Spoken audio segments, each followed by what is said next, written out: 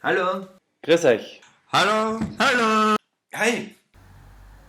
Grüß euch, wir sind Knackquatschen und seit Heute, 6. November, ist unser Album überall erhältlich. Wir haben uns jetzt echt ein Jahr lang viele Hitten reingehauen, damit das Album so wird, wie es jetzt ist, und sind auch wirklich voll stolz drauf.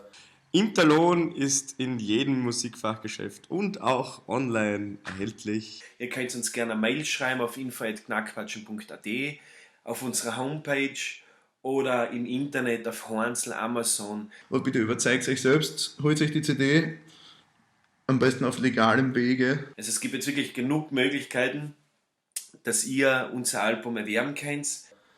Aber wir würden voll gern wissen, was ihr davon haltet, in Form von einem kurzen Feedback oder so. Schreibt uns auf Facebook, postet uns auf unserer Pinwand. Schreibt uns euer Feedback, wir würden uns sehr darüber freuen. Und ab 27. November sind wir dann auf Tour.